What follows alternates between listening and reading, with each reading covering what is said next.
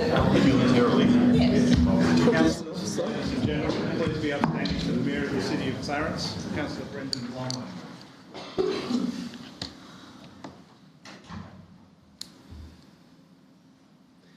Well, hello and welcome all. Before proceeding, I pay my respects to the Marina people as the traditional and original custodians of the lands on which we meet, and I acknowledge the continuing connection of the Tasmanian Aboriginal people to the skies, land and waterways. I pay respect to elders past and present. Before we commence with tonight's council meeting, please let us all pause for a quiet moment of reflection and respect.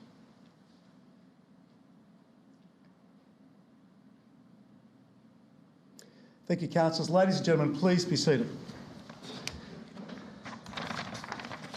Well, good evening and welcome to the Clarence City Council meeting of Monday, the 19th of August 2024.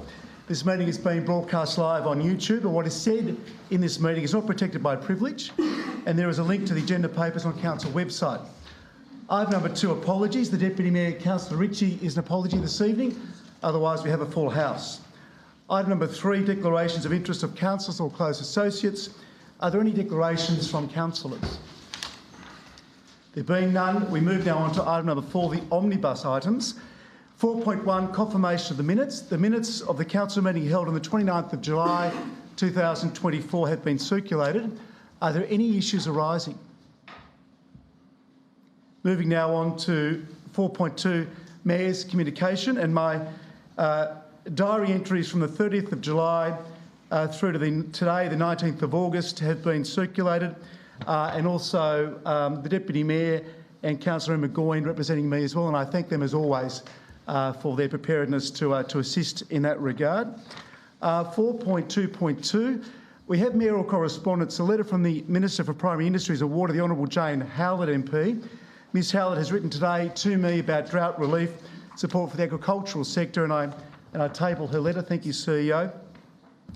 I also received a fortnight ago a letter from the Federal Minister for Agriculture, Fisheries and Forestry, well, the new Minister, the Honourable Julie Collins MP. Minister Collins wrote to me outlining 2 new grant programs, the Thriving Suburbs program and Urban Precincts and Partnership program. I table her letter and the program information. Thank you, CEO. 4.3, council workshops as listed in our agenda. 4.4, tabling of petitions. CEO, are there any petitions? No, Mayor. Thank you. Are there any petitions from the floor at all? There being none, thank you. We move to 4.5, reports from outside bodies. Copying Refuse Disposal Site Joint Authority, Councillor Walker. Thank you. Tasways South, Councillor Warren. Thank you.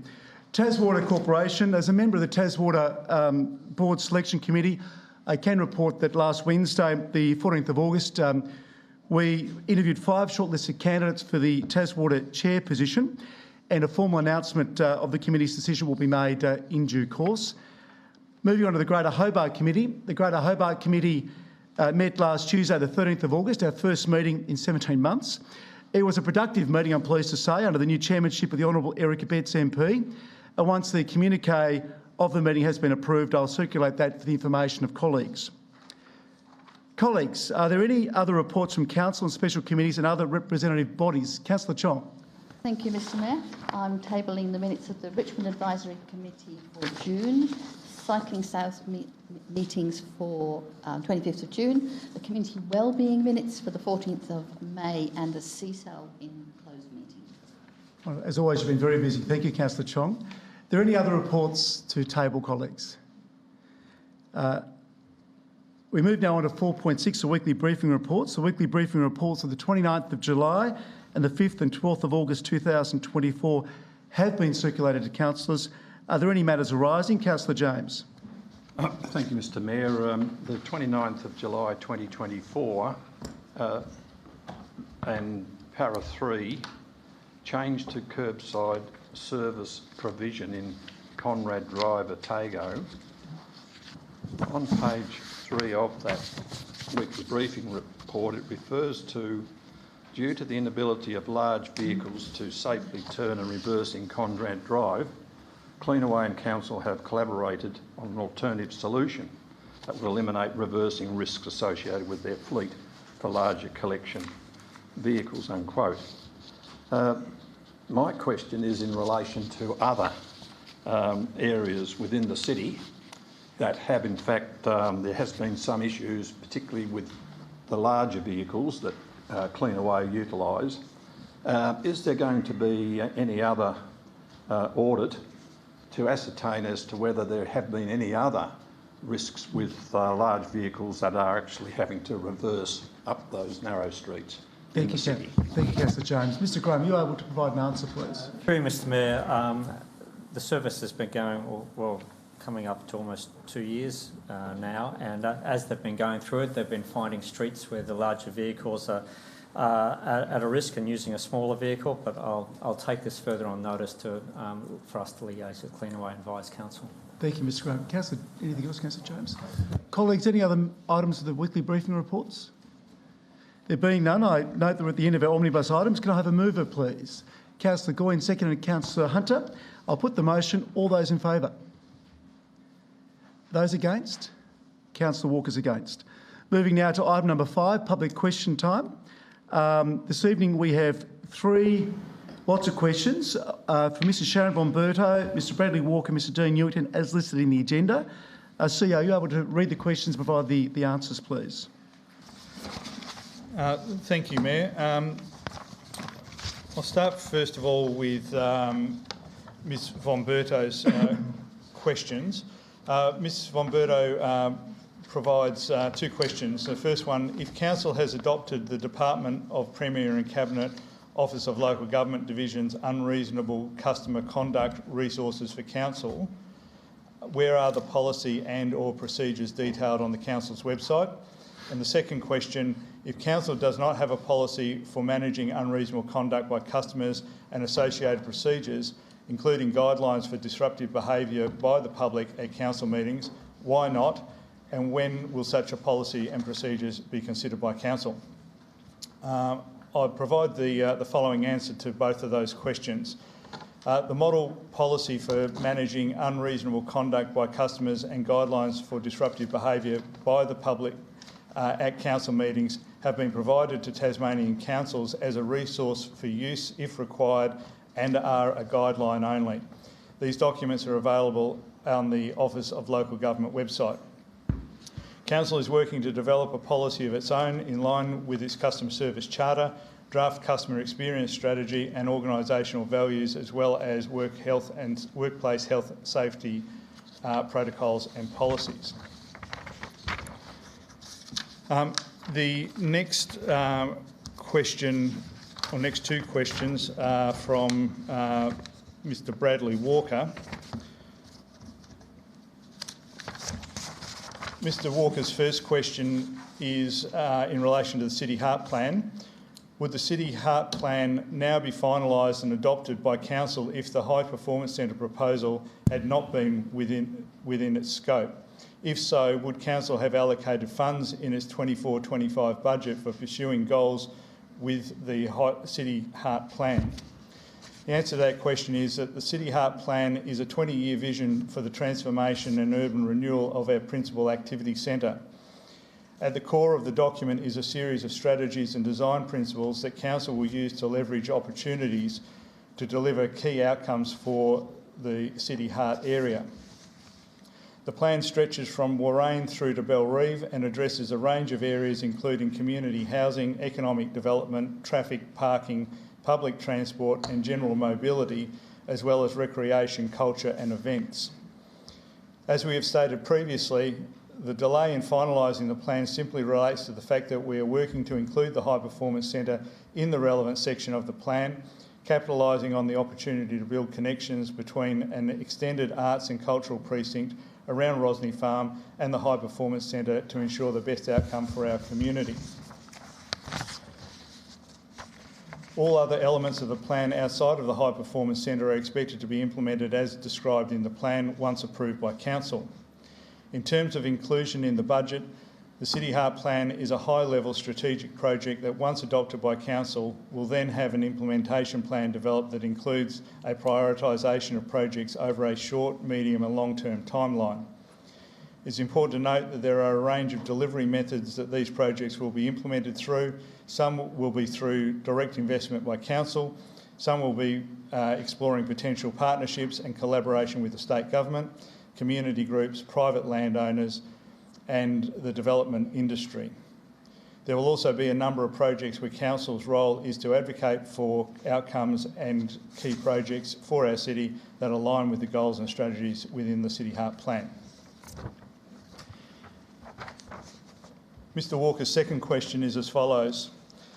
How much has Clarence City Council spent on all legal affairs within the 23-24 period, including in-house legal aid, all levels of outsourced legal representation in all tiers of courts, tribunals and commissions and debt recovery services?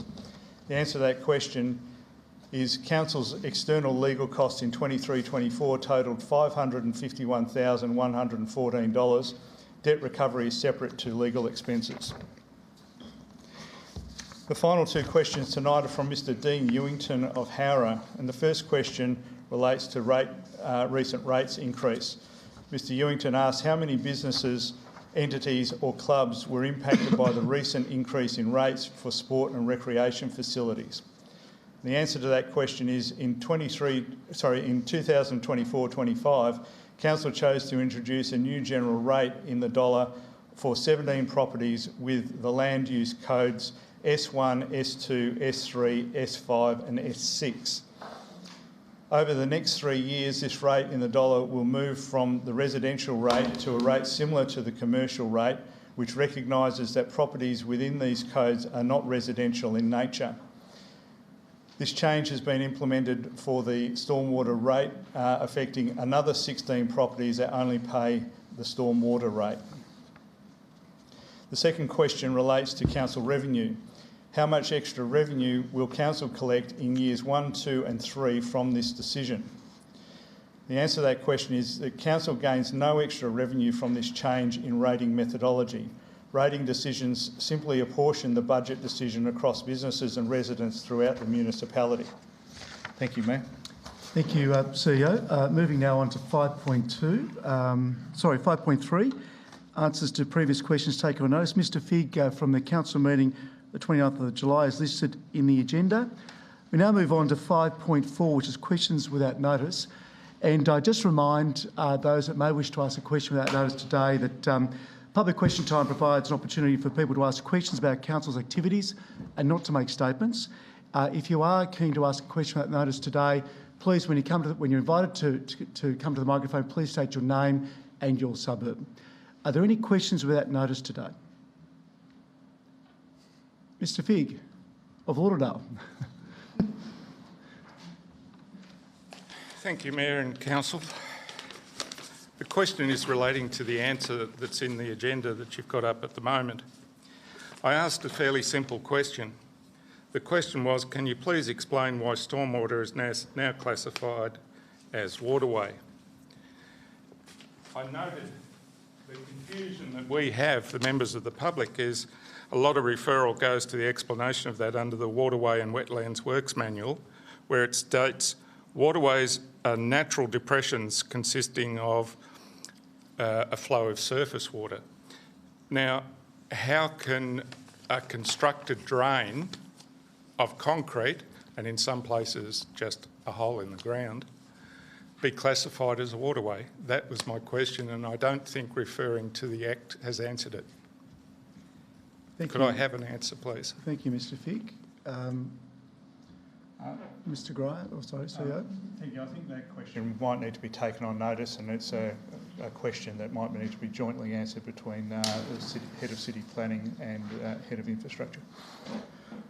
We'll have the answer in the next agenda papers for you, Mr Figg. Thank you. Are there any other questions from the public gallery at all this evening? All right, well, thank you. Moving now on to item number 6, which is deputations by members of the public. Members of the public making a deputation are reminded that they are limited to 3 minutes, and a timer will sound at the end of that time. And in the interest of fairness, as I always say, I will try to strictly enforce that limit. We have 2 deputations listed for this evening. CEO. Thank you, Mayor. Our first deputation tonight is Mr Brian Edmonds of the Motor Yacht Club of Tasmania regarding the Derwent ferry service for Lindisfarne. Welcome, Mr Edmonds. Thank you, Mr Mayor. Thank you, councillors. My name is Brian Edmonds. I am the current Commodore of the Motor Yacht Club of Tasmania, which is situated in Lindisfarne Bay. I speak on behalf of the board, our members and many other users of Lindisfarne Bay in relation to the Derwent Ferry expansion project. And we're very much for the project and would like to see it succeed. We have some concerns that the last council meeting, the in-principle decision for the ferry terminal site in Lindisfarne Bay was to be located at the Lindisfarne Sailing Club. This would mean that a ferry would have to come into Lindisfarne Bay and pass directly past our marina, where we've got 140 boats berthed. There are a number of yachts on moorings, and the bay is far busier now than it was when it was used for a previous ferry service back in the 1970s. Our main concerns are around the safety of our members and the other users in Lindisfarne Bay. A ferry service coming into the bay will find it difficult to slow down to the required 5 knots because ferries, modern ferries, need to travel faster than that to maintain steerage. This poses a real safety risk for boats exiting the marina and other users in the bay, such as the dragon boats, rowers from the Lindisfarne Rowing Club, paddleboarders, and those people rowing out to their yachts. Not only does the ferry cause a problem coming in and out, its wake also causes a problem, and the risk of a close quarters situation or a capsize of a small vessel, we believe is a real risk.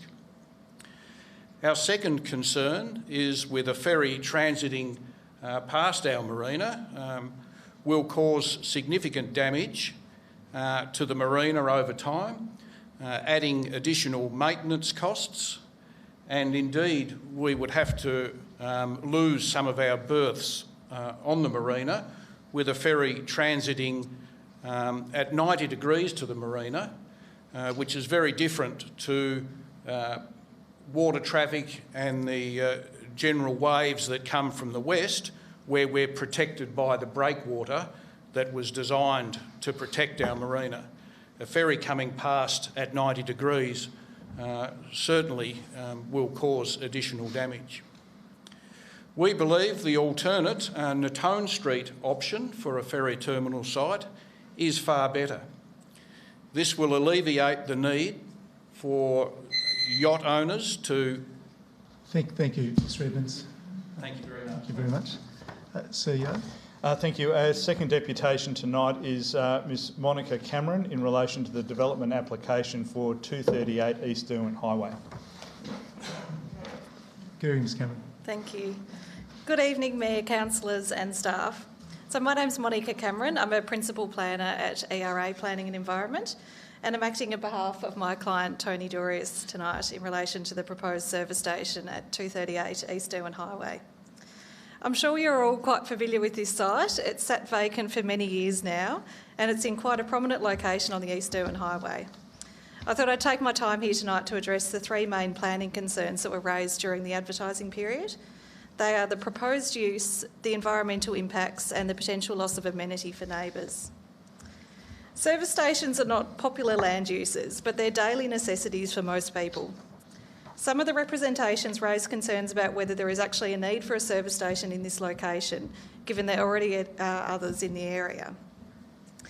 In the city of Clarence, the average number of cars per household is 2. That means that most people living in the area would likely visit a service station at least once a week, if not more. An economic demand study was also undertaken before starting this project, and there was found to be a strong demand for another service station in the Lindisfarne and Gilston Bay area. Another concern that was raised was whether this site would be used for another purpose.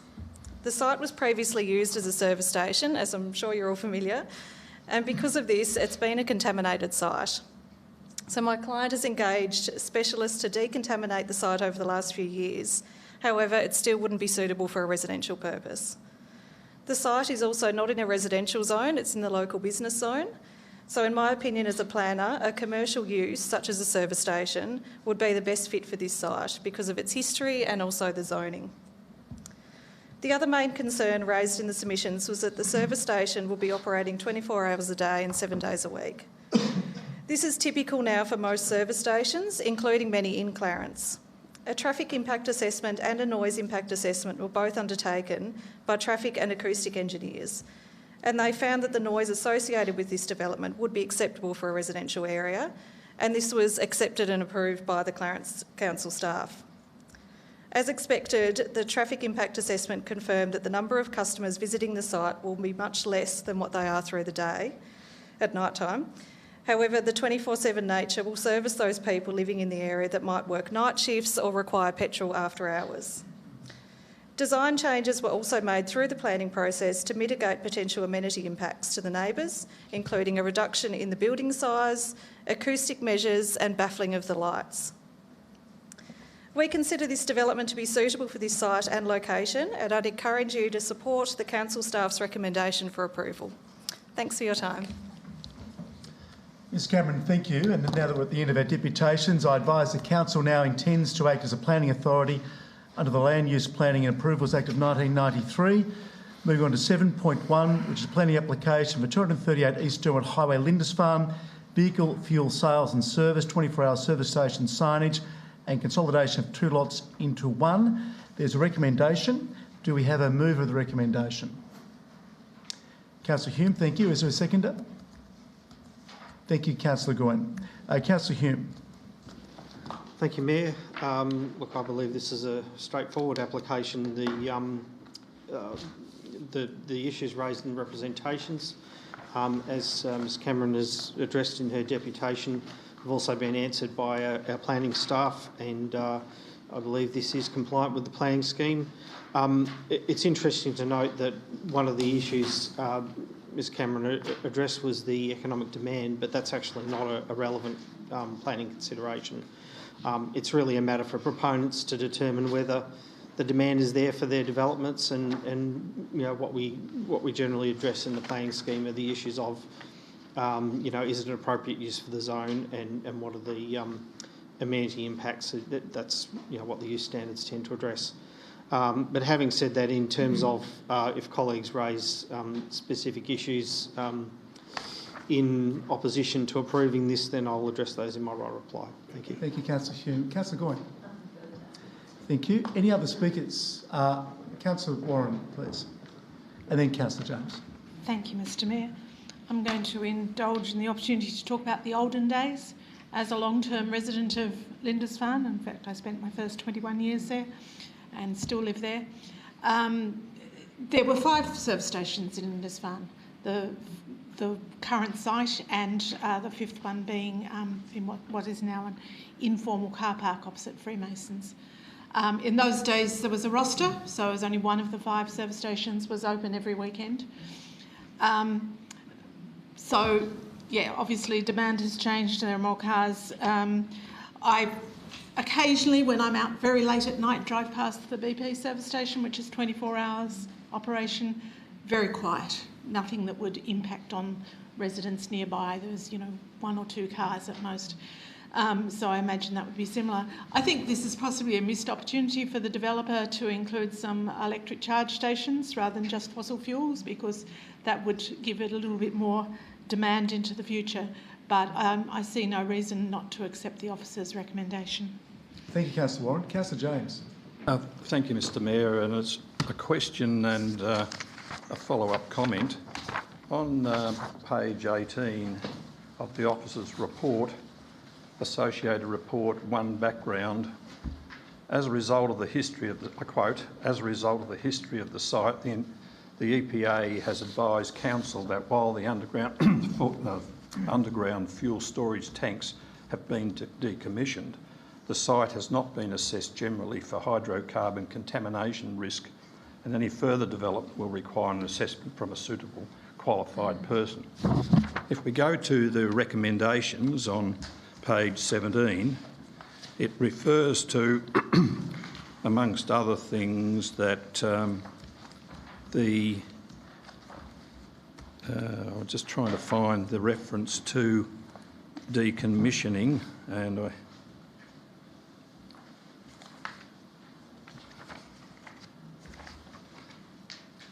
one of the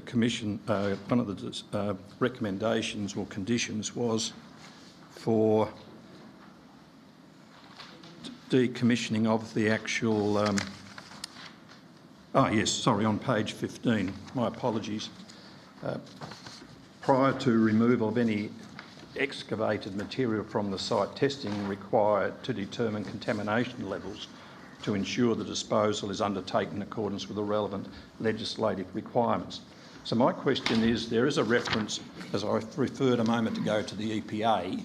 Does that mean that in clause 11 that the EPA will determine as to whether or not the site is acceptable once any of that excavated material from the site has been tested and removed? Thank you, Councillor James. Mr Maher, please. Through you, Mayor. Thank you, Councillor James, for the question. The decontamination mentioned on page 18 specifically relates to if the site was going to be used for a vulnerable use, an alternative use such as residential, it would need to be decontaminated to a level that the EPA would be happy with. That's not happening. It's going to be a service station. The issue that's dealt with by condition 11 is around ensuring that any soil that's disposed of the site is taken to the appropriate facility, and therefore you have to classify the disposal correctly in order to match it up with the facility. So no, the EPA don't have to do it, but it's our opportunity to make sure that things are disposed of correctly. Thank you, Mr Maher. Thank you, Councillor James. Any other colleagues wishing to make a contribution? Councillor Walker, thank you, and then Councillor Mulder. Look, thank you for that. As per some of the deputations, I think prior occupancy is one of the key factors, and it has a long history as a service station site back in the days when Ashley was running it in the 70s onwards, closing up around 2012. I probably should put on the record for Councillor Warren, there were 6 service stations in Lindisfarne. You might have forgot the one in Lindisfarne Village. The one on what? Yes, that's all right. We'll go on, and we might even pay tribute to Martin Wedge, who was one of the roster rebels of the 80s running BP Lindisfarne. The deregulation of rosters has improved convenience and led to better pricing, I think, for consumers. And that brings me to the point around 24 hours. Now, whilst I would state there is already access to petrol in the area 24 hours, there isn't a need for another one. And if there is to be one, maybe this isn't the most ideal location, but if this isn't, if this is what's allowed within the trading hours, then they're more than free to do so. I would note the original application included a mood food, so the access, this doesn't, so I suspect the access to 24-hour wingdings won't be something that eventuates. But again, just on strictly planning grounds, there aren't, I believe, strong reasons to refuse this. However, there are reasons to work collaboratively with the EPA to strongly manage some challenges around with the site. Thank you, Councillor Walker. Councillor Mulder, please. Mayor, this is a perfect site for a service station because it's on a junction. It's a highway with a side road, and for anyone who uses service stations, as I do regularly, which are on a main road and which you've got to get in and get out and cross over the laneways to get into the service station, and then you've got to re-enter a busy main road. So that's why this site in the middle of residential suburbia has always been a service station, because it's a great place to have one. And in the end, the commercial viability or otherwise is, quite rightly, is not an issue for a planning issue. It's where the developers put their money up and take the risks. And there have been other developments here where developers haven't been afraid to haven't been putting up the money because they needed to get users contracted to it. Yes, I'm talking about Shamrock.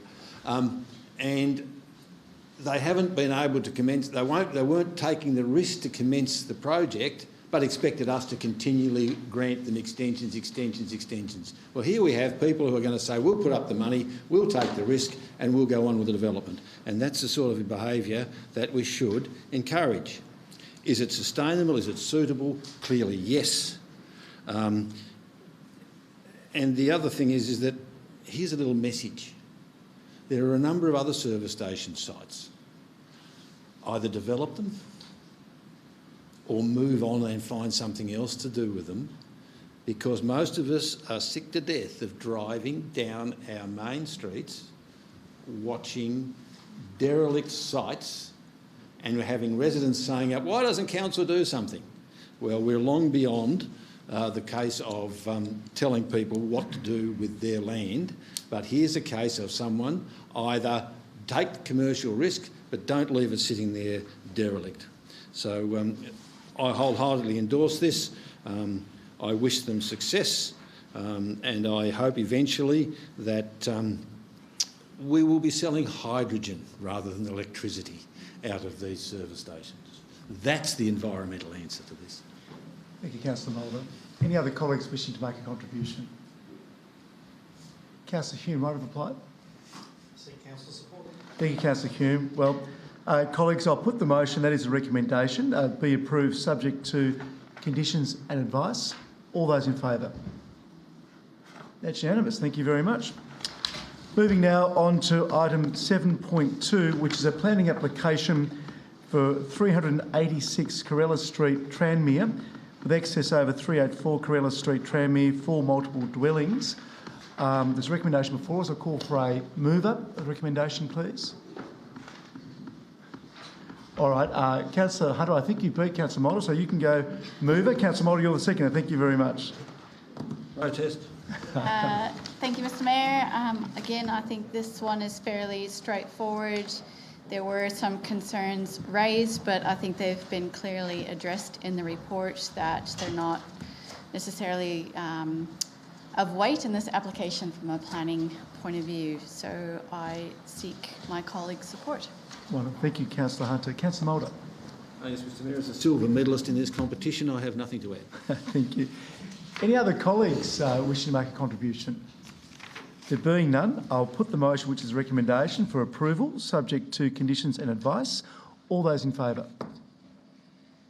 That's unanimous. Thank you, colleagues. Moving now on to item number 3, which is a planning application for 64A Cambridge Road, Bellerive, with access over 78 Cambridge Road, Bellerive, Marina expansion, pleasure boat facility.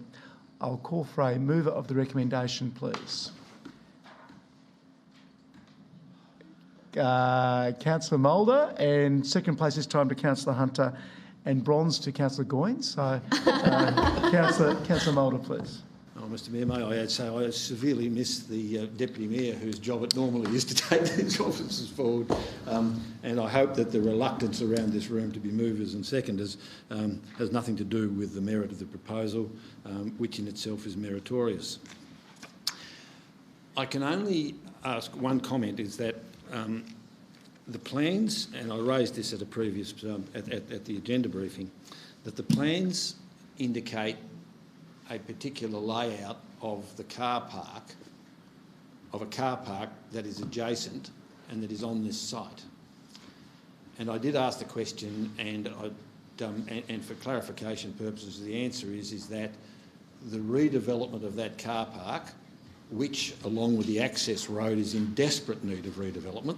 I think we're about to get a four-wheel drive. You need a four-wheel drive to get to this car park, with a couple of loads of gravel might happen to be suited. But the car park is the redevelopment of that car park is not part of the development application, even though the plans would suggest it might be. But having said that, it's the Bellerive Yacht Club, of which I'm a member but not a board member, so get the conflict sorted out, is that they are only concerned with the marine developments, not the on-land developments, but I would encourage council to formalise this car park and get that access road fixed. Thank you, Councillor Mulder. Councillor Hunter. I'll just say, in case anyone from the public is wondering about this, and I questioned when I first saw this of what was going on, and it seemed quite a large development, but once you actually read the report and understand it, the contents of what is being proposed is really marine based, where everything on land was actually already approved in a previous application. So this isn't about that at all, and has no weight on what we decide here tonight. So I'm quite comfortable with it and seek my colleagues' support. Thank you, Councillor. Councillor Goyne, would you like to? Don't feel obligated, but if... Yeah. Well, we can come back if you'd like. It's not break dancing. I'll leave that one right there. Councillor James, thank you. Yeah, thank you, Mr Mayor. It's interesting on attachment 3 that in a letter from the Burberry Consulting to the property services at the Tasmania Parks and Wildlife Service, it says in paragraph 1, 2, 3, 4, 5, the proposed planning and design have been developed through facilitation of the Department of State Growth and in conjunction with BYC, the Clarence Council, and their preferred developer of the Kangaroo Bay site, Shambroad. So when we look at the actual plan of this extension of the marina, it is in a sort of a dog leg, and it sort of runs and almost abuts to the site of the proposed, or the Shambroad proposed development. And it would seem that sometime there may be a move for Shambroad to be able to develop a marina in relation to what's going to be proposed in this particular case. So as it states here in this memorandum, it seems as though the design of this was done in conjunction with not only the Clarence Council, BYC, but also in conjunction with the Kangaroo Bay site and Shambroad International. So look, again, we don't know what's happening in relation to the hotel development. It's presumably bogged down in the courts, and therefore it still has to be determined one way or the other whether this particular development goes ahead or not.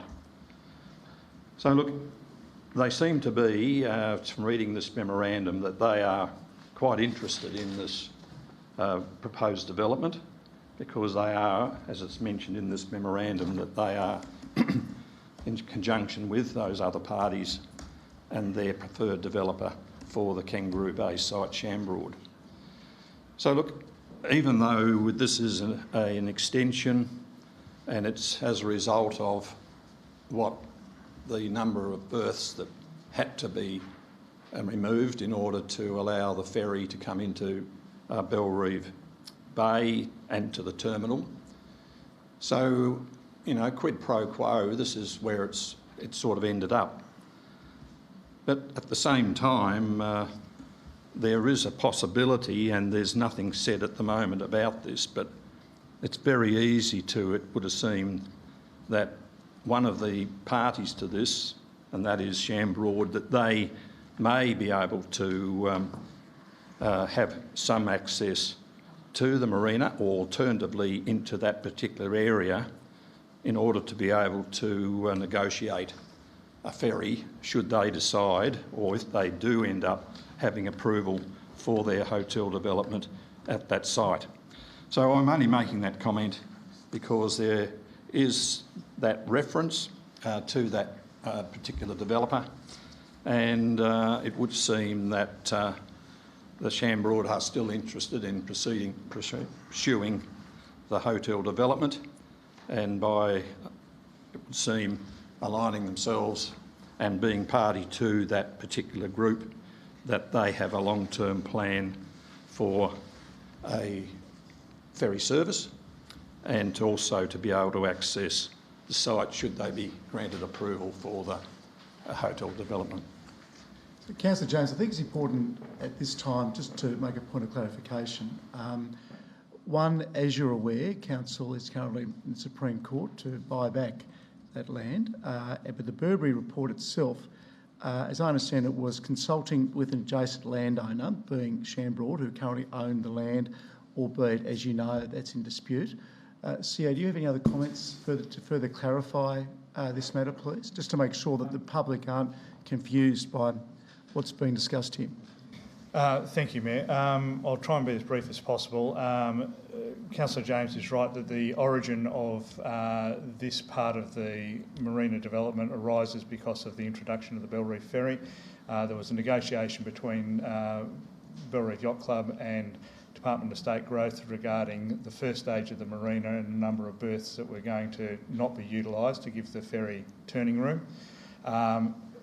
The parties worked on the proposal that's before Council tonight, and in the context of that, Council, with me as a representative, and Shambroad were consulted as Shambroad was consulted as an adjacent landowner, as you've indicated, and nothing more. There is no proposal to bring a ferry into that end of the bay. That would raise a number of issues regarding depth and congestion.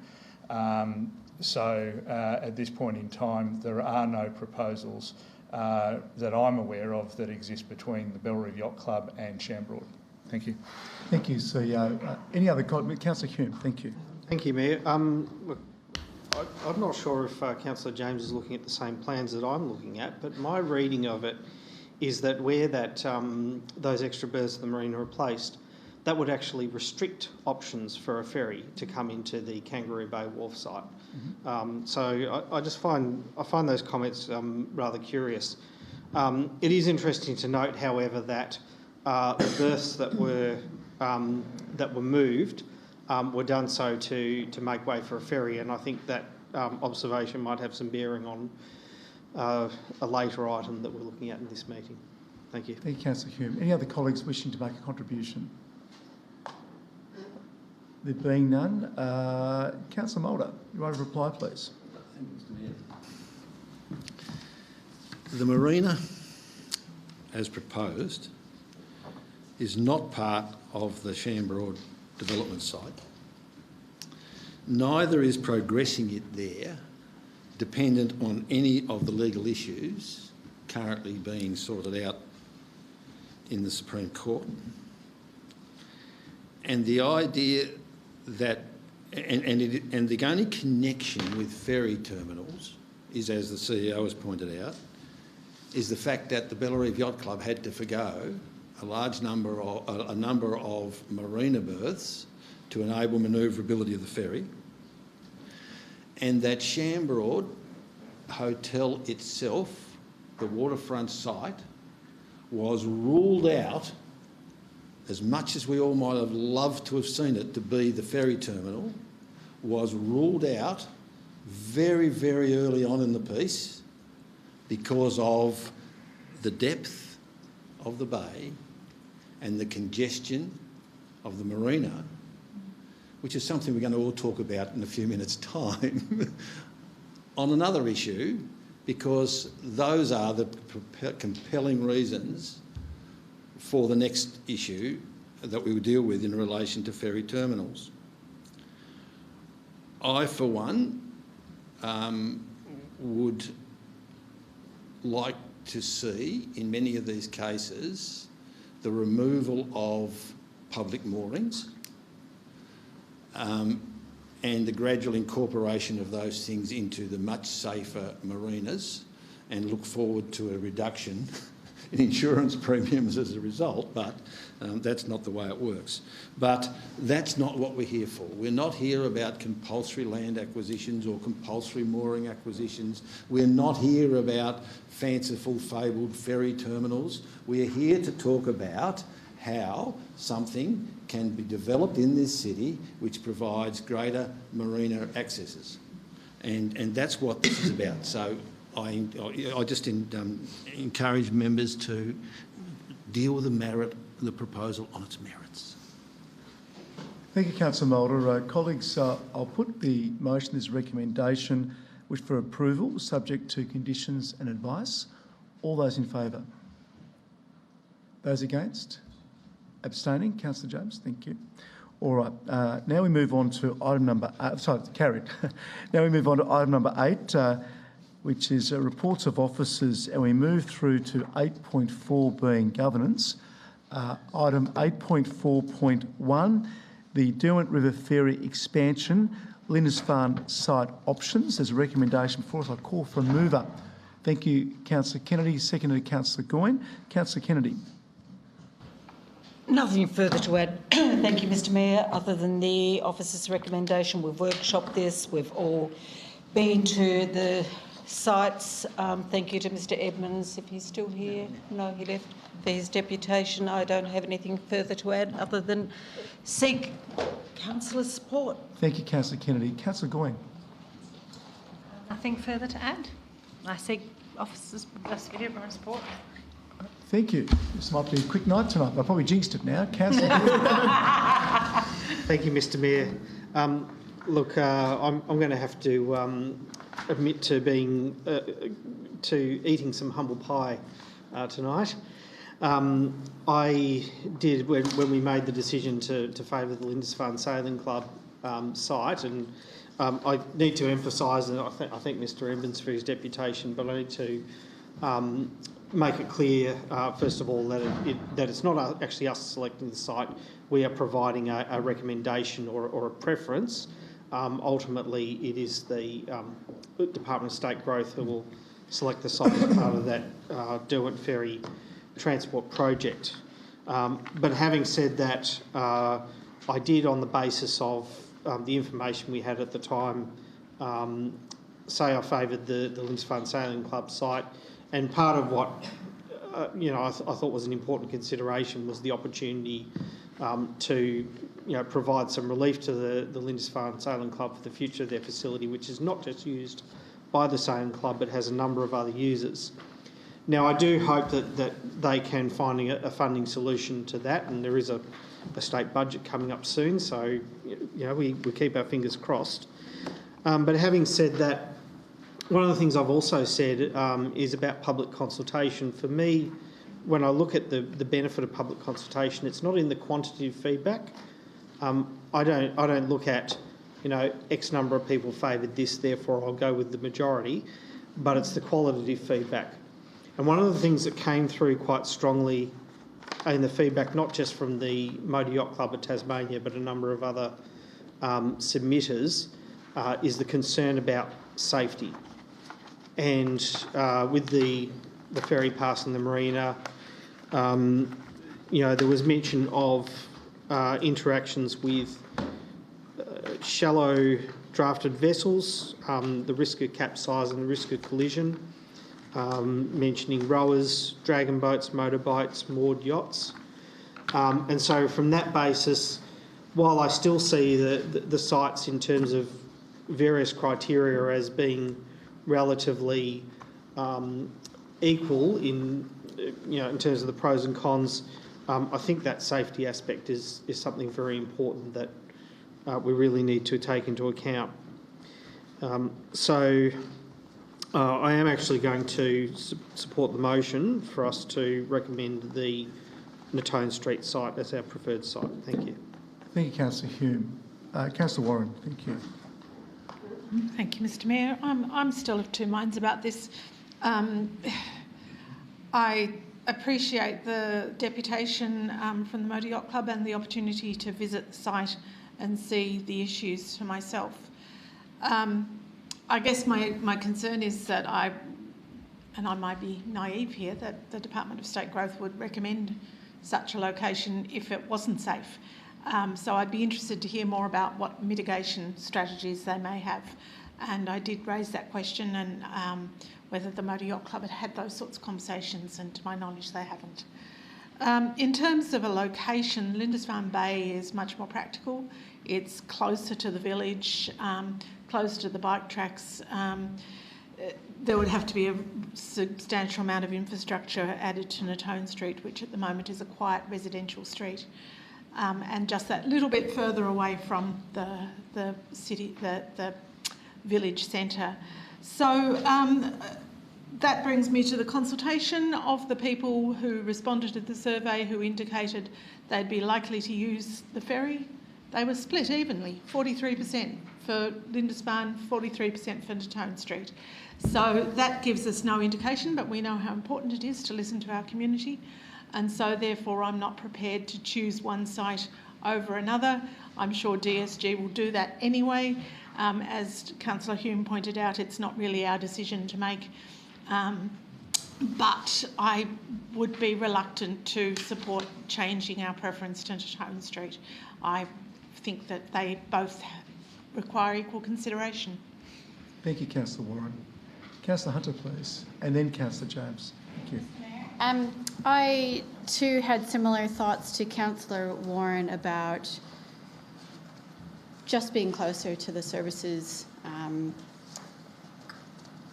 at the Yacht Club site as opposed to Natone Street. And again, looking at the consultation and what that said.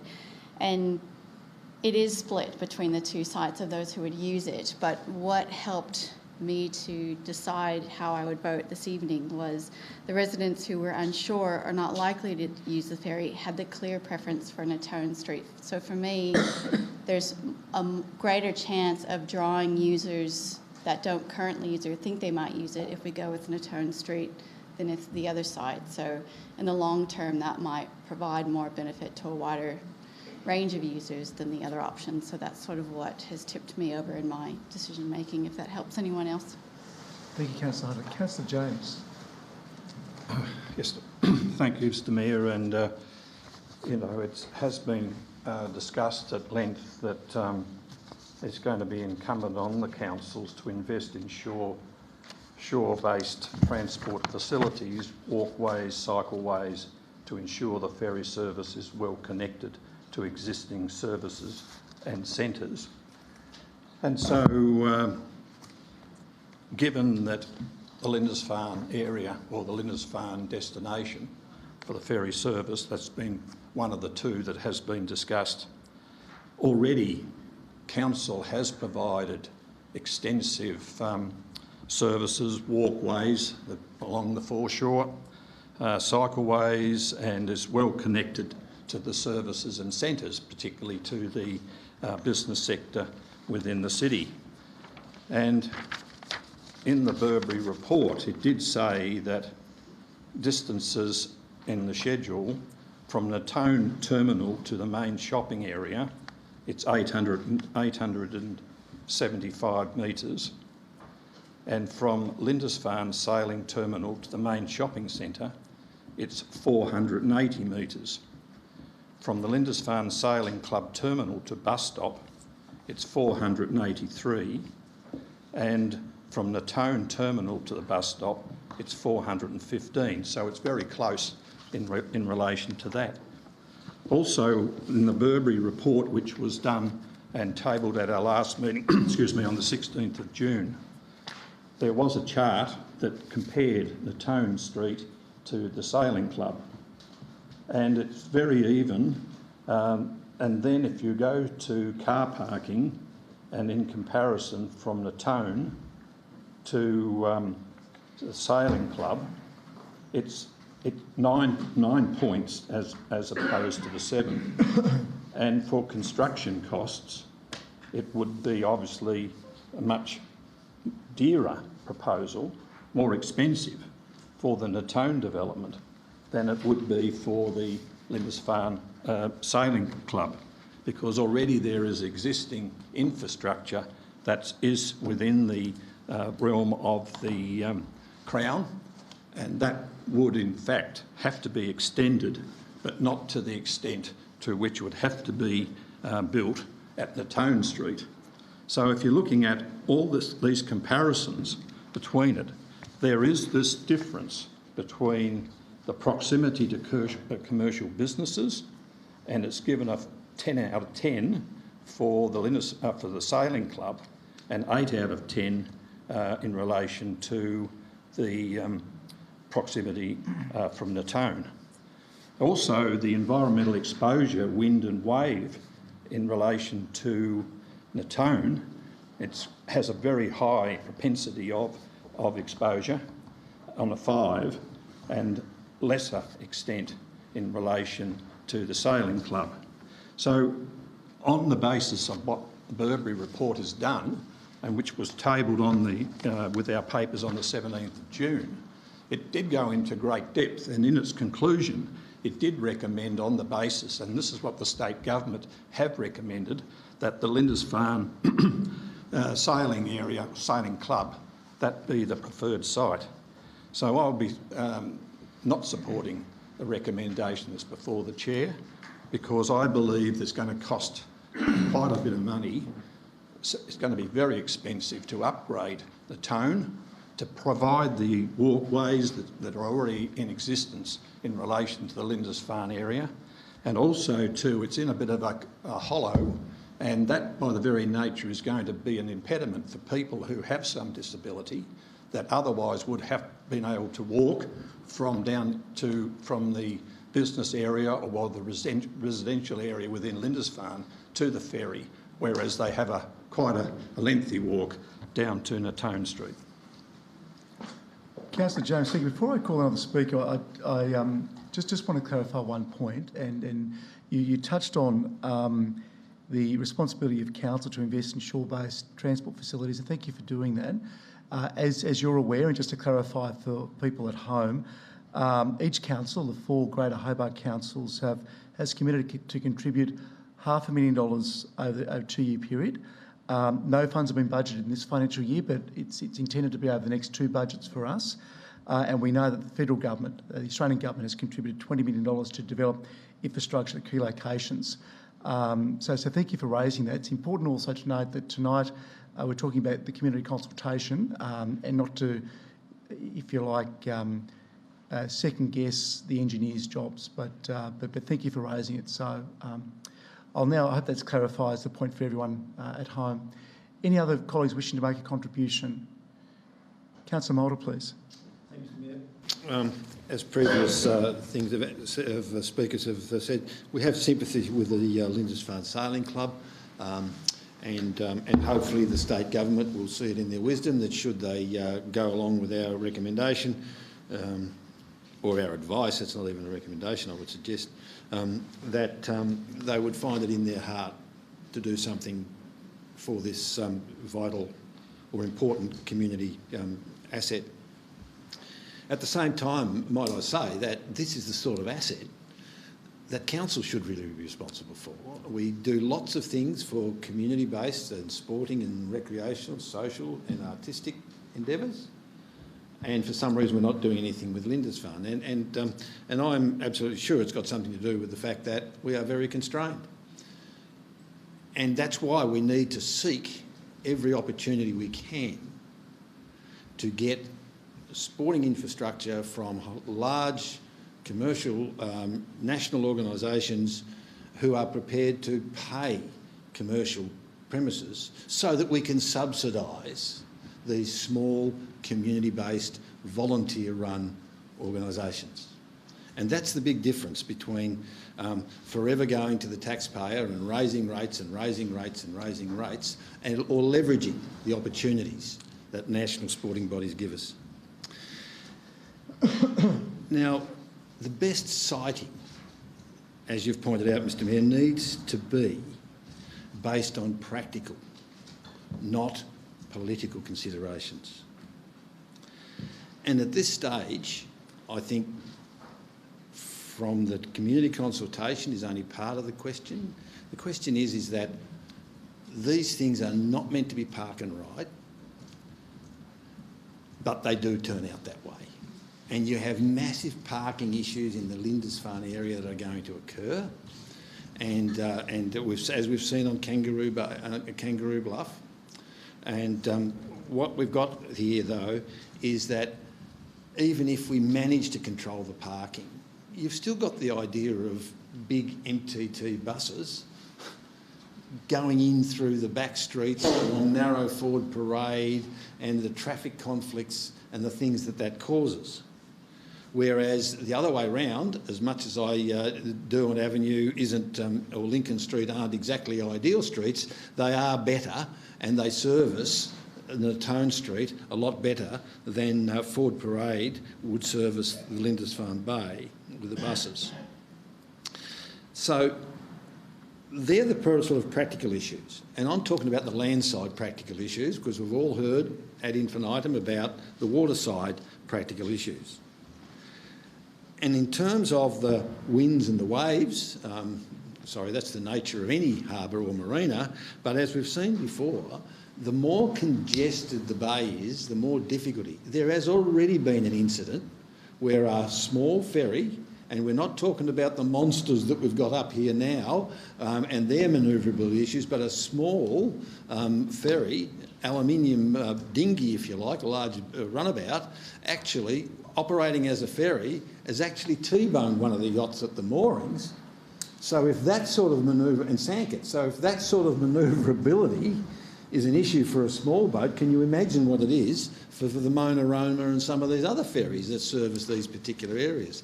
Not to mention, once again, congestion and the shallowness of the waterfront. But the decision in the end is for the state government. And I hope that they do listen to the engineers and they do listen to the community and the practical sense of it, and they make a decision based upon those considerations, not the community-based consultation or necessarily the idea that the Lindisfarne Sailing Club is in desperate need for a major cash injection to revitalise its premises and its locations, and as a result of that we foist all these other practical issues on someone else. But in the end, it's the engineers that should be making the final choice between these two sites. On the face of it, I think that Natone Street is a good option for the community, for us to recommend to the government, and based on not only the practical issues but also the community consultation, which clearly shows that the majority of the community are in favour of the Natone Street site over the Lindisfarne site. Thank you, Councillor Mulder. Councillor Walker, please. Thank you. Look, I want to thank the contribution of the Commodore of the Motor Yacht Club tonight, and I want to thank my colleagues for the contributions around the table today. I'm in a position with this that I don't actually feel I can express a preference. I'm very informed about the challenges with Lindisfarne Bay, and I don't dispute any of them around the crowding. I have no disputes at all and hold the concerns around the effects of wake and the damage that it might cause to vessels in the marina, and as outlined by Councillor Mulder, the fact that damage has already occurred using smaller vessels. And the bay is a challenge, and as has been noted, is much more of a challenge than it was in the 70s. As far as the sailing club goes, I think it has every right to legitimately be considered a member of the Anzac Park precinct. And there are dollops of subsidies, and they vary fantastically between some of the different users around Anzac Park per person as far as council support goes. Sailing, we're an island state. These are skill sets that are highly useful. We're not just talking about Olympics, we're talking about it as a career in the maritime industry. And there are elements here that give us pause for consideration, as I said, noting the dollops of support we provide to some of the other user groups in the area, and there are considerations probably for the state. It's a form of training. But the Lindisfarne Bay is incredibly challenging. However, with Natone Street, I haven't been satisfied as to what level of industrial mitigation we're going to need, because the westerlies pound that place on the nose when they're up. I'm worried that the bay is shallow in two ways. It doesn't go in far, which means that it's more exposed, but also I have no idea how much excavation may be required to be able to get a ferry in there. What I do know is there's going to be a lot of heavy metal settlement that will have to be dealt with. I also don't know what impact this may or may not have as far as the War Memorial goes in Anzac Park. Possibly it's not going to be a major visual thing, but these are all elements that make expressing a preference very challenging. And whilst I appreciate the input of everyone around tonight, I think we've highlighted a lot of the challenges. I don't think we've necessarily come up with a lot of solutions. So I don't know that I'm in a position to express a preference. Thank you, Councillor Walker. Councillor Darko, Councillor Chong, do you wish to enter the debate? No? Great. All right. Well, colleagues, I thank you all for your contributions. Before I call Councillor Kennedy, I now enter the debate as a councillor, not as your mayor. It was fantastic to see such a high level of engagement from the community on this project, and I'd like to thank the 695 people who participated in the consultation process and voiced their opinion on the Lindisfarne terminal location. Pleasingly, 93% of responses were from Clarence residents, and 73% of responses came from Lindisfarne, Gilston Bay and Rose Bay. The Bellreef to Hobart service has been a resounding success, and an additional terminal will, importantly, further enhance connectivity, reduce traffic congestion and provide a sustainable transport option for Clarence's residents. While Council put forward in principle support for the Sailing Club site based on the information received prior to consultation, it is clear from community and stakeholder feedback that Natone Street is the preferred option. The overwhelming support and the concerns raised around adding a ferry into an already busy bay were key considerations in Natone Street being put forward as the preferred location. Colleagues, the final decision on the location of the terminal will be made in conjunction with the Tasmanian Government. However, the strong community support for the Natone Street site is clear, and that's the advice we should be providing to the Government, so I clearly support the recommendation.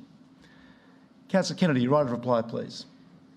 Thank you, Mayor, and there's really nothing more I can add to that other than I still remain very comfortable with the recommendation. State growth will ultimately make the call. And the two issues that have stood out for me, having followed this journey for a while, is the safety issues on the water. And, you know, once again, unfortunately, parking is going to be a problem for a while with us. You know, it'd be great not to have all the congestion of traffic, but we're going to have that. And to me, that's why Natone Street, I'm happy to have it there, but ultimately I don't think the decision will really lie with us, but I'm happy with the recommendation as it sits, or advice as it sits. Seek colleague support. Thank you, Councillor Kennedy. So the motion before the Chair is that the Council A notes the results of the recent consultation regarding the two possible sites in Lindisfarne for a new ferry terminal. B, based on the consultation feedback, amends its 17 June 2024 in principle support for Lindisfarne Bay as the preferred site to now provide in principle support for Natone Street to be the preferred site, subject to further engineering, financial and other assessments, confirming Natone Street as a viable site for a ferry terminal. And C, authorises the Chief Executive Officer to submit the consultation report to the Department of State Growth for consideration and to assist in informing their decision. I'll put that motion. All those in favour? Those against?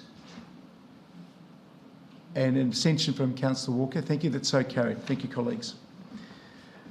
Moving now on to item 8.4.2, which is the Elector Poll AFL-AFLW High Performance Centre. There's a recommendation. The recommendation is that Council notes the results of the elector poll contained in the certificate dated 12 August 2024 and signed by the Tasmanian Electoral Commissioner, which is attached to the associated report. Is there a mover of the recommendation? Councillor Mulder, thank you. Is there a seconder? Thank you, Councillor Kennedy. Councillor Mulder. Thank you, Mr Mayor. No, I won't be brief. First of all, I'd just like to acknowledge Ms Woodruff in the chamber, who is the Leader of the Greens in the State Parliament. Welcome to the chamber. I note the result, as the recommendation recalls, the result of the electors' poll. Now, the electors' poll was for the guidance of councils. It wasn't initiated by us, it was initiated by the community. It is not a constitutional amendment, it is not even a plebiscite, and it's not binding. Tonight, we are not deciding the fate of the High Performance Centre at the Rosny, on the Rosny proposal. That decision rests with the Department of State Growth and AFL TAS. The final location of that site will be dependent upon things such as the geotechnical assessment of the site, the environmental issues related to the site, and what's more, the cost of that compared to the only other alternative, which was Kingston. And it also depends on the successful heads of agreement. And I have stated this previously. I will not be giving away this parkland to a multi-billion-dollar corporation without an adequate return with which to fund, as I've alluded to on previous occasions, the sporting assets for our juniors that are run by volunteers and small clubs. So it's not a done deal, and that's not what it's here. That's not what we're doing. But the guidance that I take from that poll is that there's a slim majority in favour of the golf course sites and a clear majority opposed to using Charles Hand Park. And what I also take guidance from is the size of the informal vote. And as councillors have been briefed, there were an overwhelming majority of that informal vote was people who voted yes for the golf course but failed to vote no or yes for Charles Hand Park. As a consequence, their yes vote for the golf course was cancelled. That changes the majority to a slim but less slim, a fatter majority, might I say. The other guidance I take is the fact that, and this has come not just from me but from people who have fronted me in the street who feel annoyed that they have to go to an electors poll, that they have to delve into all the issues for and against in order to make a vote, when they elected us as a representative democracy to make these kinds of decisions. These kinds of decisions for which we will be accountable at the next election. And taking that sort of guidance, given the fact that 40% of the people didn't vote at all, the guidance I take from that is that 7 of the 5 of us, which is 28% of the total vote, when you do your sums, and I have, with a calculator, shows that that 28% of those 40% who didn't vote, you add that to the 55 odd that we've got the other way, and you get an overwhelming majority of people who either specifically wanted the golf course there or asked us to test it. And while you're having your smirks, can I say this? There is a lot going out there now that says 60% of the population of Clarence don't want a golf course because they didn't specifically say yes. And that's the point that you make if you're going to add that 28%. They didn't say yes. Doesn't mean they said no. What it says is they left it to us to make that decision. And the decision in the end will not be ours, but it will be the golf course. It will be the government's, sorry. That's right. But the campaign has got a lot to answer for. There was a lot of misinformation out there. There was going to be the bulldozing of the parks, the destruction of all 200 trees. There was going to be tar and cement. Councillor Kennedy, thank you. Nothing more to add to that, thank you, Mayor. Thank you. Colleagues, Councillor James. Next, because I know there will be others that will respond and try to sort of... Clock started, Councillor James. Okay, thank you, Mr Mayor, and thank you very much. And I just noticed that You're right on the ball there, sir, so it's good to know. The simple thing is that we had a public meeting. Overwhelming majority of those present that there was that they would not support the High Performance Centre. I can go through this over and over again, and we can play with the stats as has been mentioned a moment ago. There was a very, very slim majority in favour of the golf links, ex-golf course as part of the High Performance Centre. Very, very narrow within 2%. Is that an overwhelming majority in relation to support for the High Performance Centre on the golf course? No, it's not. And we don't need to go into Charles Hand, because that particular matter was resolved outstanding by that percentage, and that was no facility, no High Performance Centre, either on that ground or partly on the ground with the golf course.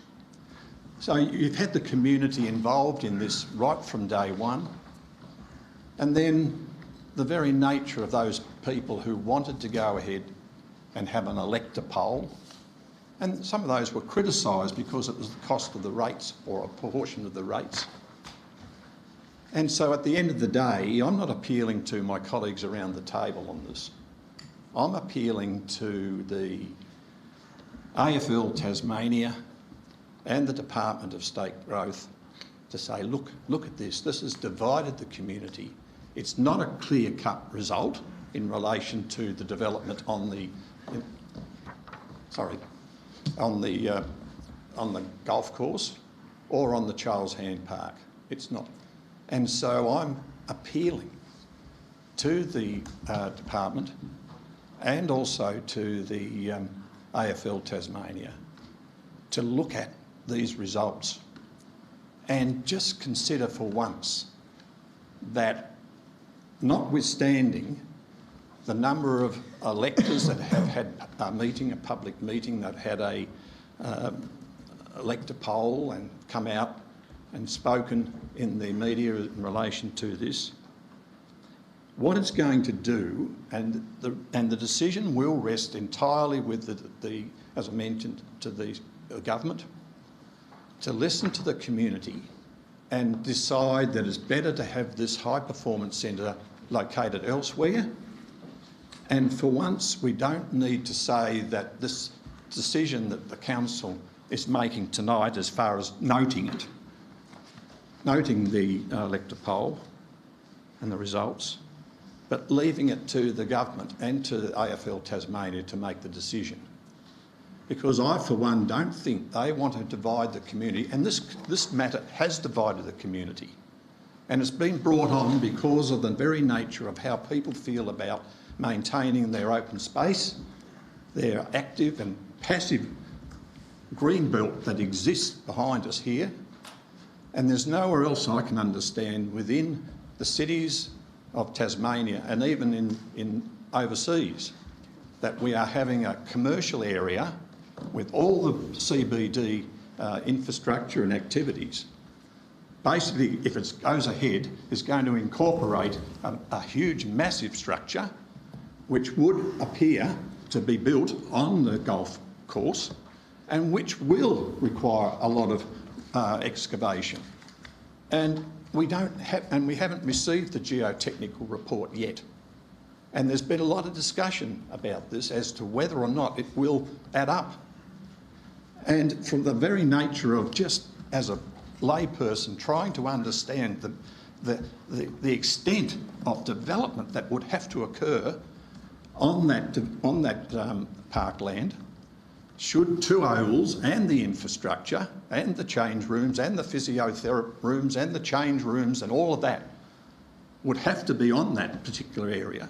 And there wouldn't be a lot of space left for people to enjoy, as it has been advocated, that the fact of the matter is that there would be areas for people to use that area and also be able to have pursued some outdoor and passive activity. So I'm imploring the department to actually take Thank you, heed Councillor, and not support Councillor James. You were warned about the clock starting. Councillor Goyne, thank you. I just wanted to remind colleagues that the recommendation is the council notes the results of the elector poll. We can manipulate the figures as much as we like. We can go on and on and on about it, like some of us have in workshops and gender briefings and in this place. But at the end of the day, we are noting the results of the elector poll. I'd also like to note and thank all the people that responded with their returning their ballot papers, all 28,482 of them. As we often say in this place, you know, we are here to represent, and I think we have adequately represented our community because, given the fact that we have such a balanced view and opinions of where. It's not up to us to manipulate the figures. It's not up to us to, at this point, make any answers or any assumptions. We don't have the data. We don't have the information. We don't have a heads of agreement. So how about we just note that we had an elector poll? Noted. Thank you, Councillor Goyne. Councillor Hunter, thank you. Thank you for that reminder, Councillor Goyne. We are just noting this, but I would just like to say from a personal perspective, and being an elected representative here, I would prefer that we had multiple things we were voting on, not just noting this, where given the strong community support for not putting the facility in Charles Hand Park, I think it's very clear, and personally I think we should be doing more than noting that. However, obviously we've discussed this and workshopped this, and there's not enough support here from colleagues, which I can understand the reasoning, because it would potentially lose the opportunity to have this for those who are really keen to have this in the municipality. However, I don't necessarily agree with that sentiment.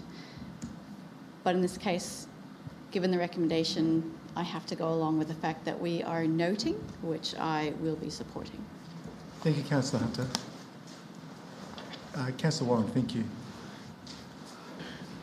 Thank you. Yes, I'm glad too that we're noting it.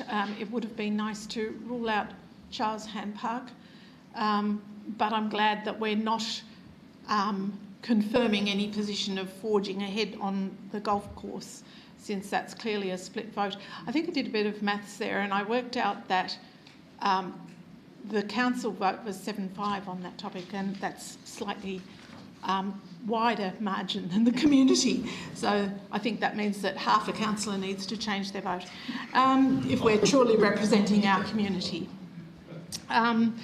Look, the people have spoken. It was an expensive way to do it. I think that's a good lesson for us to learn in terms of consultation in the future, in that if the people feel that they're not being heard, then they're quite capable of demanding to be heard, and we have now heard them, and I'm happy to note that they're strongly against Charles Hand Park and almost evenly split on building a golf course, building on the golf course site. We can't second guess the rest of the people as to what they meant or didn't mean. I think, again, I did some maths on the informal votes, and even if all of them were a yes, yes instead of a yes, nothing, I think it added maybe 1% to the amount in favour. So again, it's a very slim majority. All we can do is say there is very strong feeling out there, and the community is indeed divided. And I think everybody is now very well aware of that. So I will note this report. Thank you, Councillor Warren. Councillor Darko, thank you. How close this was shows that there is no mandate for proceeding on this path. The proposal is clearly highly divisive, and we are doing, in my opinion, a disservice to the community by continuing down this road. We've been told repeatedly that no other sites were suitable. However, that doesn't really hold up in my mind. Much of the land the council didn't own and therefore couldn't consider was owned by the state government. Is the state government incapable of disposing land to themselves? Are they incapable of acquiring land from private landholders? I don't feel that their conditions for sites were reasonable. I commend the members of the community that have spoken up on both sides, spoken up very, very passionately. I just wish that we didn't have to bring forth such a divisive option to require such advocacy. We came back here again and again, 7-5, 7-5 each time. We knew it was divisive. We should have read that and gone forward with something else that we could all proudly stand behind. Thank you, Councillor Darko. Councillor Chong, please. Thank you. Thank you, Mr Mayor. Just briefly, and I note my colleagues' contributions to the debate tonight. And I guess I just wanted to thank all the people who took the time to actually send in a response. 62.8% is pretty impressive. And although it would have been nice to have had a clear answer one way or the other, I think it's really impressive that so many people took the time to learn about the question and actually answer it. As others have said, we're here to note the results. We're not going to make any decisions based on them tonight, and I think it's very important that we get on and do that. Thank you, Councillor Chong. Well, he's giving the floor to you, Councillor Hume, so the floor is yours. Thank you. Look, I'm in favour of simply noting, and part of the reason is that I stick by what I've said before, that I stand by my decision at the 11th of December council meeting, and I was not going to change my mind because of the results of the Elector poll. And I'll explain why. As colleagues have noted, there are a lot of different interpretations of these results. But I believe that making a decision on the basis of an opinion poll is a poor way to decide policy. Now, of course, we take into account public input, but it shouldn't be the only thing that we take into account. And I think it's very simplistic to just say because, 50% plus one of people say this, therefore we follow it, rather than taking into account all the other advice and information we've been provided and that we are elected to make a decision on the basis of and consider. Otherwise, we can throw all that out. A couple of things I would note. First of all, in terms of interpreting the results, no, we can't second guess what the people who didn't participate in the poll were thinking, but we also need to consider the fact that we as elected representatives have a responsibility to make decisions on their behalf, as well as the people who participate in the poll, and consider while they're not giving us the feedback about what their interests are, we need to consider what their interests are. We need to consider what it is that benefits the whole municipality. I don't think the picture is as clear as people have stated in relation to Charles Ham Park, because I know there are a number of people who submitted a yes-no vote according to their preference, and I know this from feedback I was getting from the public and people I was speaking to who wanted to do that to indicate a preference, but would have accepted Charles Ham Park had it been the only option and the Rosny Parklands were found to be unviable. And the other reason why I'm not basing my decision on the elector poll is because this is just not just about the current electors, this is about future generations and what benefits them as well.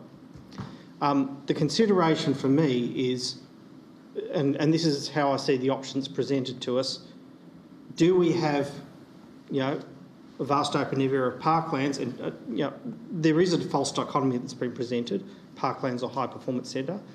No, for me it's, do we have a vast open area of quality parklands together with a high performance centre and the economic and social benefits that provides, or do we just have the parklands without the high performance centre benefits? Now I hear people saying, okay, but this issue is divisive, so that's why we shouldn't go ahead. It's divisive, it's upsetting a lot of people in the community, a lot of people are hurt by it. Well, let's also recognise the fact that making the opposite decision and withdrawing this proposal is also divisive and will also hurt a lot of people in the community who really believe in and want to see themselves and future generations benefit from the sporting, the cultural, the social, the economic opportunities that a high performance centre presents. So I am in favour of noting the results of the elector poll, and I do stand by my previous decisions. And if Rosny Parklands turns out to be unviable and a split site is the only option, I remain in favour of having that option open to the Department of State Growth. They may not entertain it, and they may look at the results of this poll and decide they don't want to, but I believe we should still leave that option to them. Let's see what comes back from the geotechnical assessments and what options we have in terms of offering this fantastic opportunity alongside vast parkland spaces This will only occupy 1/3 of Rosny's parks. The footprint will be somewhere up to 6 hectares in a total area that's over 21 hectares. And we can have the best of both worlds, an active and a passive recreation precinct that is the envy of Tasmania. Thank you. Thank you, Councillor Hume. Councillor Walker. Thank you. Look, it feels like everybody looks to double down on their priors when it comes to interpreting the results rather than learn from them.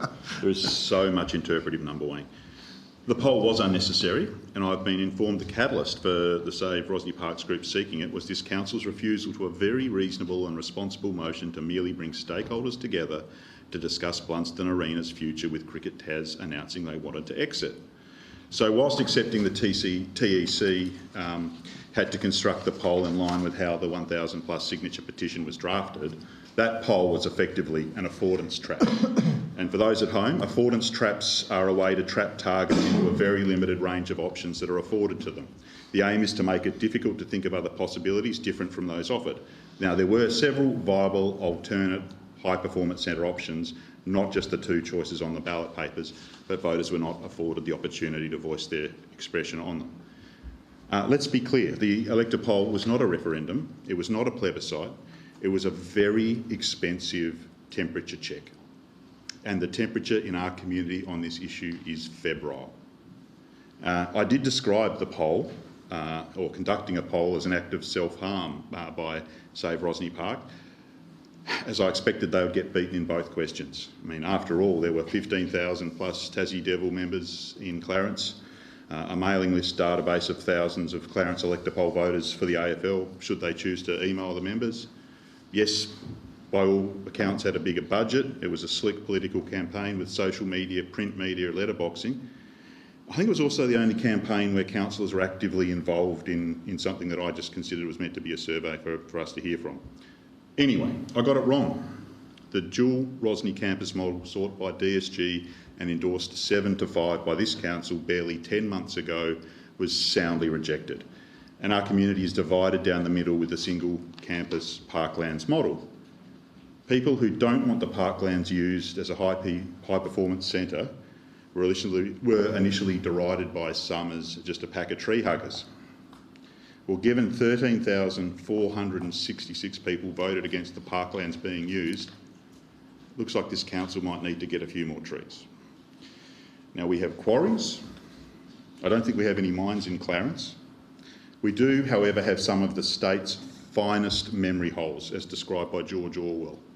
And I encourage all those tuning in to go back to the 11th of December meeting, because nothing about losing Charles Hand Park is raised by any of the 7 councillors who ticked off on the dual campus model.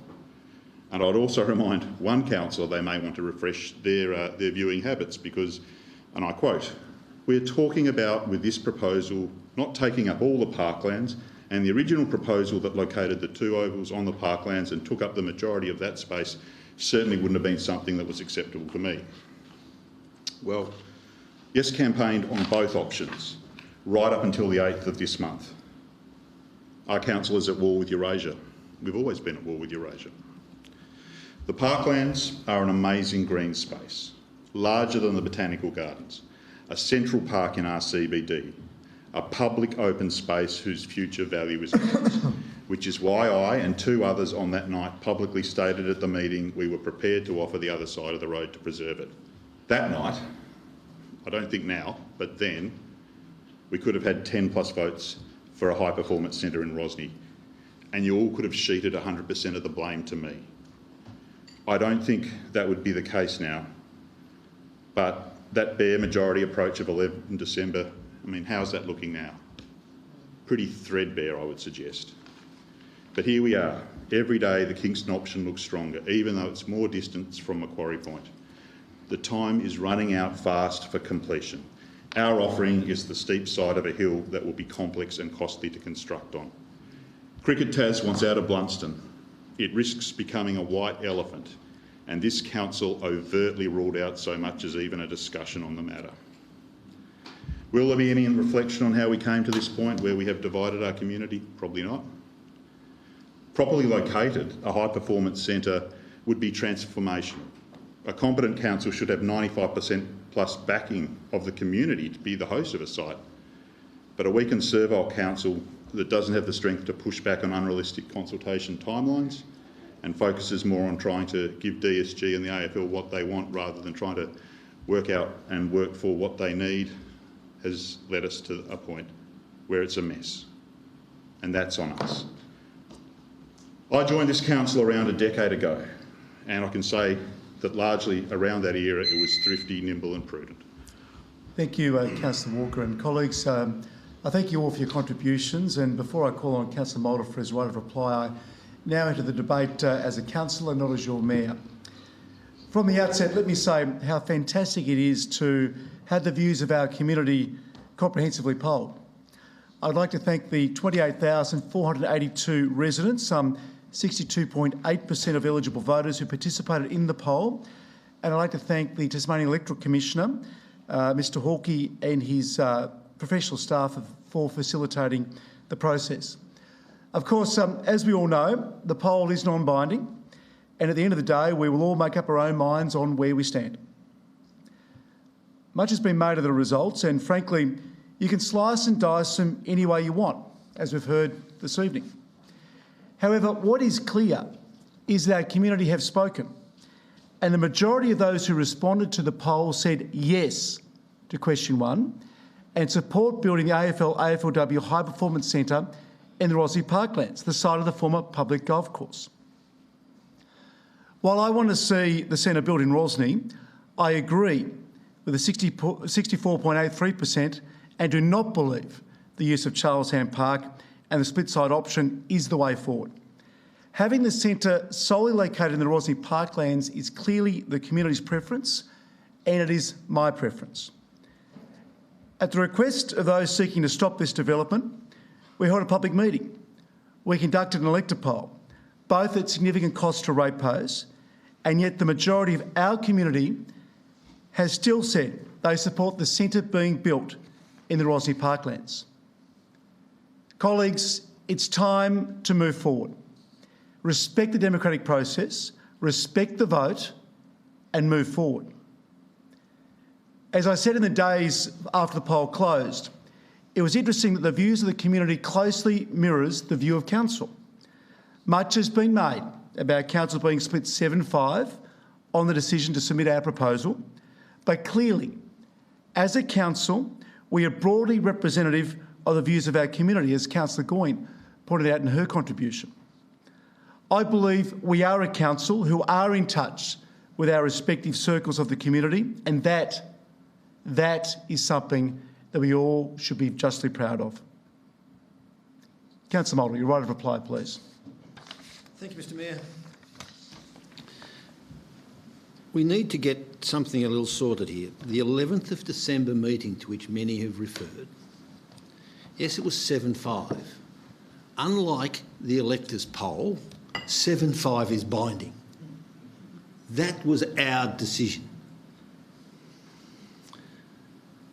But what we did was we nominated the twin sites. We didn't approve them, we nominated them. And by 7-5, we nominated them. And it was State Growth and AFL who said, yes, you are the preferred site, and always maintained the backup option of the Kingston site should this site prove unfeasible, as it may well do when the cost of the geotechnics and the environment things, and so be it. The other thing we approved was for the CEO to negotiate a heads of agreement. So it's until the geotechnic report comes in, until the environmental report comes in, and until something resembling a reasonable heads of agreement, and I've already specified what I think that should contain, and if someone else wants to, race to the bottom and give away their land, that's fine, then I'm more than happy for it to go. I accept the philosophical objection to converting even an acre or quarter of an acre or 100 square metres of a park. I don't agree with that. I think that there's a balance here and there's a capability to enhance our parklands, as I've said previously. And I accept your philosophical objection to disagree with that. But don't trot out furphies about tar and cement, apologies to Joni Mitchell, and other things, right? Don't trot out those sorts of things and as excuses for a philosophical objection to not taking a single tree. As I've said previously, every tree is not sacred, in my view. Blunston Arena is the biggest furphy and part of the misinformation that got out there about people doing it.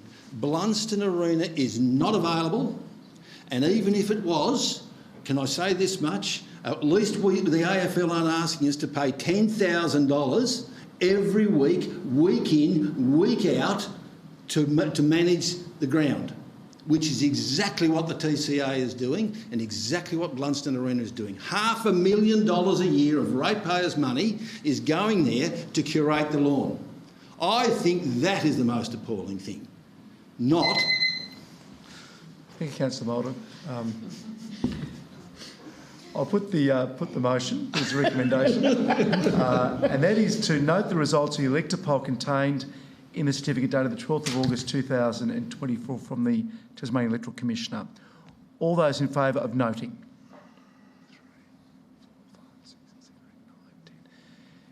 Those against?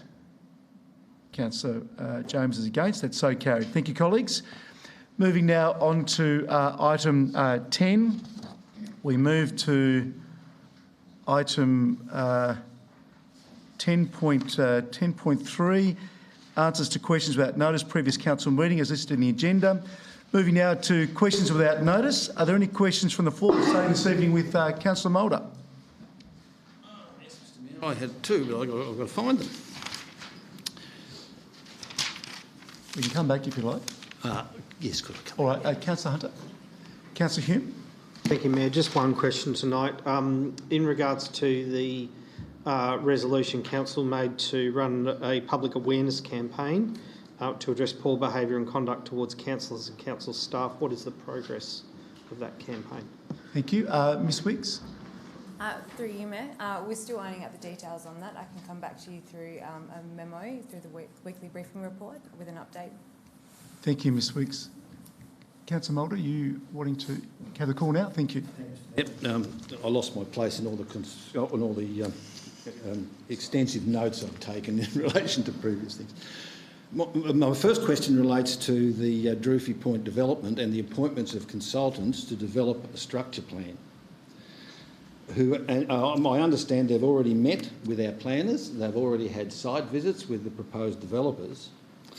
Do they intend to consult with councillors before drafting up and dropping on a potential plan for us to develop? In other words, do they intend to do that? Thank you, Councillor Moulder. Mr Marr. Through you, Mayor. Thank you, Councillor, for the question. I'll take it on notice, but what I'll provide is an outline of the steps that have been agreed to with the consultants and the touch points with council, key stakeholders and the community on each of those steps. So we'll be very clear as to the scope and the nature of each of those touch points, but I'll take that on notice. Thank you, Mr Marr. Councillor Moulder. My second question relates to a quite a sensitive matter where I think just before Christmas, the acting director of local government wrote to all Clarence councillors requesting us to produce a statutory declaration of any donations that we had received because they were conducting an investigation into Clarence Council donations. There was a very strict timeline on that. I think we had 2 weeks to produce a statutory declaration and respond. And here we are 8 months down the track, Mr Mayor, and I haven't heard a diddly squat about the result of that investigation. So my question is, has the acting director of government actually investigated this matter that he wrote to us on, and has there been any result? CEO, would you like to answer that, or maybe Ms Shea? I think we might take that one on notice as well. Yes, thank you. Hopefully not 8 months' notice, Mr Mayor. Thank you. Councillor James, do you have any questions? Thank you, Mr Chairman. At the last meeting, I asked the question in relation to, I understand, a tender for the Skyland structure plan has been let. And my question was at the time, have all of those landowners in that direct vicinity of the project been contacted? In the answer, it does not appear that the answer addresses that very part of the question which I did seek. So again, I put the question, have all those landowners in that direct vicinity of the project been contacted in relation to their comments or invited to make submissions? Thank you, Councillor James. Before I call on Mr Maher, I will just for the benefit of those at home and in the public gallery, the answer from Mr Maher provided in the agenda says that, as he's already sort of touched on as well, there's been some preliminary work with the appointed consultant in order to set out the engagement plan, timelines, etc. And the community engagement will follow as part of the normal program, and the method and nature of how that will occur will be part of that engagement plan. So, Mr Maher, I read that or understood that to also include key stakeholders like landowners. Is that a correct interpretation? If you'd like to elaborate, please. Through you, Mayor, that's absolutely correct. So specifically in relation to Councillor James's question, no, not as yet. However, through that engagement process, they will. Okay, thank you. Does that? Thank you. That answers the question and clarifies it for me. Thank you, Councillor James. I wasn't here at the meeting, but I understand 2 senior citizens were banned from attending council meetings for at least 3 meetings. Had a internal communication to all councillors been sent to advise of the reasons why 2 members of the community were banned from attending council meetings? Thank you, I, for one, did not receive, but I'm just wondering if there was a communication. Thank you, through you, Mayor. Yes, that advice was provided by email some time ago. So, in fact, I didn't receive that.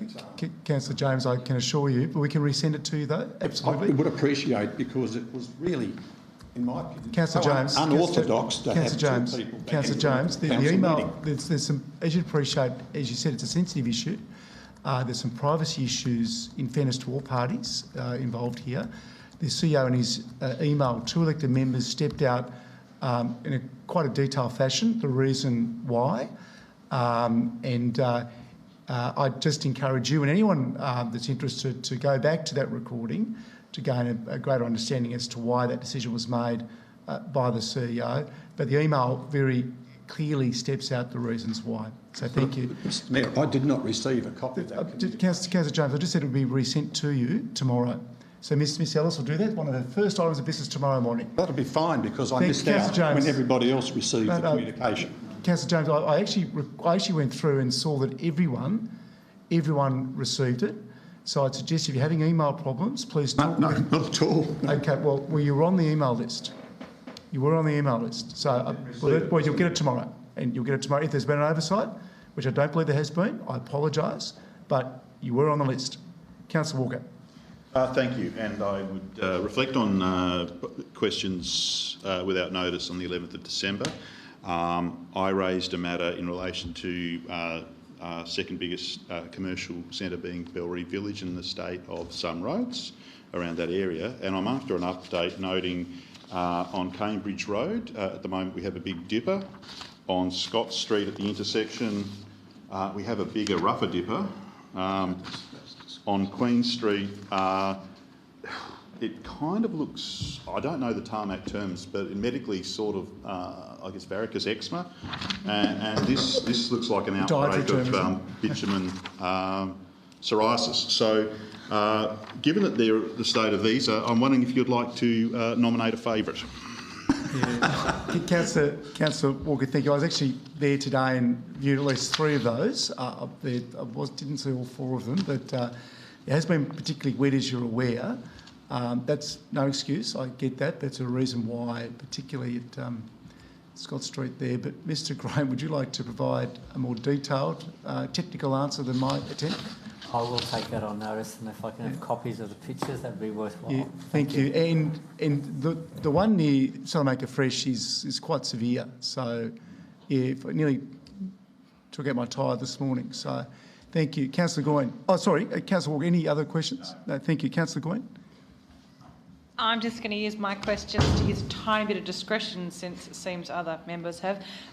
Legacy Week is upcoming. Please note that there is a tin at the front counter, and if you can donate generously. And if anybody finds my brain, please send it this way. Councillor Goyne is a friend of Hobart Legacy. I thank you for that advertisement. And also for everyone that wants to help volunteer, there'll be a stand outside Prouds in Eastlands starting from Sunday the 1st, I think, from memory. Correct, until the 7th. Thank you very much. Come and join me. Keep me company. I'll be there on the 2nd, yeah. Councillor Doko. Councillor Warren. Thank you. Yes, a couple of mentions have been made tonight to the geotechnical report for Rosny Parklands and also the environmental report. I've had a number of people contact me to ask when we receive those, will those be made public? I'll ask the CEO to answer. Actually, CEO, thank you. I won't bother jumping in. That will be a matter for the Department of State Growth. We don't have clarity on that at the moment, but I can follow up again. Councillor Kennedy. Excuse me. Thank you, Mayor. Just one. We've touched on sporting clubs and events and roads. And my question to you, maybe to the CEO, but you will direct it, of course, is what financial support or in-kind support may we have given to Triathlon South in the past, because they have brought so many people into our city to compete in this very highly sort of publicised event. And I think there may be some issues with the roads at the moment. I just wanted to see where council sort of fit into supporting that event. Thank you. CEO, Ms Coburn, who's the appropriate... I believe in the past that we've given considerable in-kind support through our events team, but I'll take that on notice and provide you with some more information. Thank you. Thank you. Well, thank you, colleagues. I now call for a motion to move into closed meeting. Thank you, Councillor Warren. Seconded, Councillor Goyne. I'll put the motion. All those in favour?